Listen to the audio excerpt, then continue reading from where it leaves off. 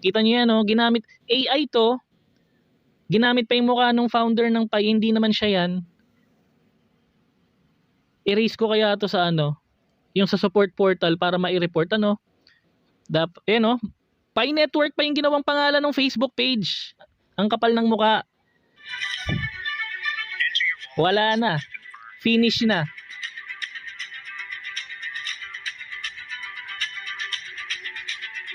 Success. You only have 6 hours left to claim them. Hurry up. Ayan guys, magandang umaga. Another Pi Network news update. Okay, ito yung date and time ng recording natin, and guys, napaka-importante nung latest safety reminder, okay, na makikita natin sa landing page kapag ka nag-open tayo ngayon ng ating mga Pi wallet, okay? So, ito yung account natin guys, Open Network Safety Reminder, learn more, okay? Protect your Pi wallet, okay? Critical safety reminders, okay? So, pagka binasa nyo yan guys, obviously this is about mainly sa security, okay? Ng ating Pi wallet laban sa mga scammers, laban sa mga hackers, okay? So, yun yung general thought or essence ng buong blog or article na to kapag binasa natin, okay? Now, to simplify things, ang gagawin natin is panoorin natin itong video galing sa Pi Network, Pi Core team, okay? I-inject ako ng input as we progress on our video. Do not interact with any website, app, or platform that asks you to input your wallet passphrase that is not exactly wallet.pinet.com in the Pi browser. Doing so may risk your entire Pi balance. Remember that no Pi Core team member will ever solicit any authentication account information from you, like wallet passphrases, account passwords, verification codes, etc. Be especially careful on social media for fake websites, misleading ads, as in ads to fake websites, fake email addresses, and other Ayan. Dito guys, sinasabi na mag-ingat sa mga fake email address. Mamaya bibigyan ko kayo ng live sample nito. Pero ituloy na muna natin tong video. Places where malicious actors can give pioneers false impressions and false information. Stay safe, pioneers. Ayan. Bigyan ko kayo ng real-time example. Ito, na-save ko to. May Facebook page rin pala tayo guys, Crypto Bayanihan. Ito, nakikita niyo yan. Ginamit pa yung mukha ni Nicolas Cocalis. Panoorin niyo. Hey everyone, I am Nicolas Cocalis, CEO and founder of Pi Network. Good news, you can now claim free 314 Pi airdrop. Simply make sure you passed KYC. Open the Pi browser app and follow the instructions. Open the Pi browser app. Tap on the home page. Access the link. Kita niyo yan? Anong klaseng link yan? Nandun ba yan sa pinag-usapan natin? Wala. Ano yan? Piget.in. Ginamit. Grabe. Yung mga ganito, dapat to, i-report dapat natin itong mga ganito. Kung napapanood mo itong video na to, i-report natin itong mga yung mga ganitong scammer. Para man lang tayo, ma-minimize natin yung damage. Kita niyo yan, ginamit AI to. Ginamit pa yung mukha ng founder ng Pi, hindi naman siya yan.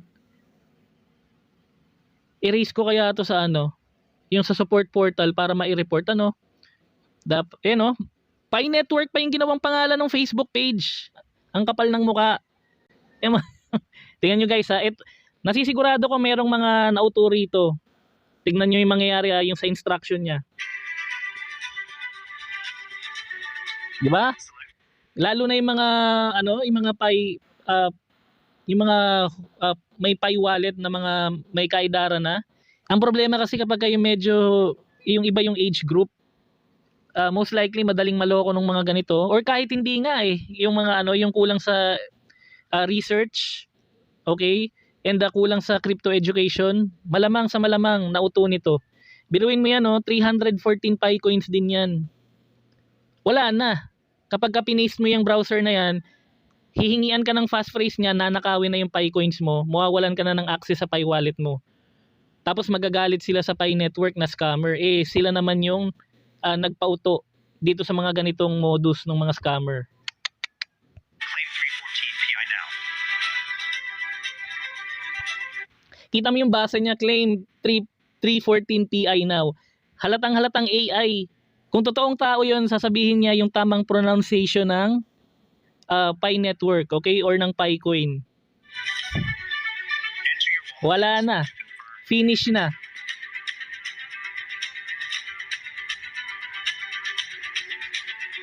Success. Wait a few minutes or log in again to check.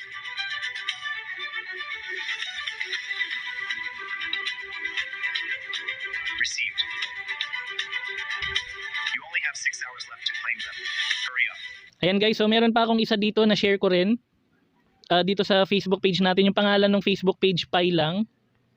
Hashtag 65 million. Yung mga style nila, no? Galing, ano? Ganyan, no? Hina-hashtag nila, oh. Tapos yung post 138k. Tapos yung pang ano niya, yung pang-uto niya, Pi second migration.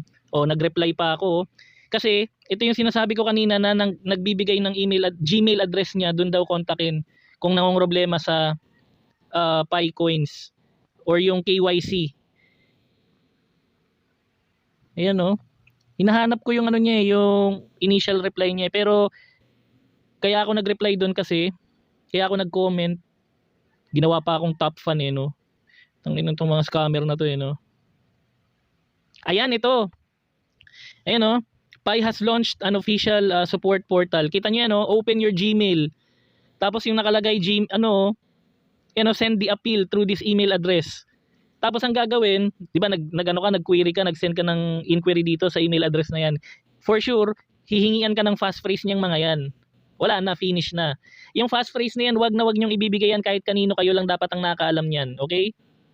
Or halimbawa, medyo may edad na kayo, matanda na kayo, dapat sa isang taong pinagkakatiwalaan ninyo, halimbawa anak ninyo or asawa lang. Yun lang dapat ang nakakaalam, wala nang iba. Okay? Kita mo, may mga nagko-comment din, no?